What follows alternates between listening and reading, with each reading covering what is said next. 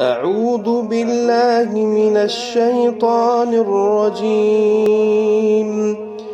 بسم الله الرحمن الرحيم. ويسألونك عن الجبال فقل ينسفها ربي نسفا فيذرها قاعا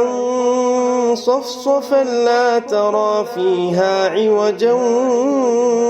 ولا أمتا يومئذ يتبعون الداعي لا عوج له وخشعت الأصوات للرحمن فلا تسمع إلا همسا يومئذ لا تنفع الشفاعة إلا من أذن له الرحمن ورضي له قولا يعلم ما بين أيديهم وما خلفهم ولا يحيطون به علما وعنت الوجوه للحي القيوم وقد خاب من حمل ظلما ومن يعمل من الصالحات وهو مؤمن فلا يخاف ظلما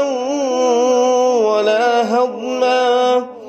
وكذلك أنزلناه قرآنا عربيا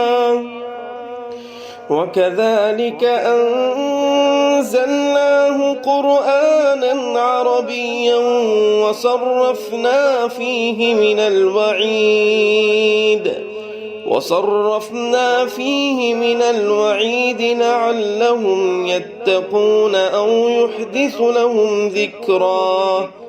فتعالى الله الملك الحق ولا تعجل بالقرآن من قبل أن يقضى إليك وحيه وقل رب زدني علما.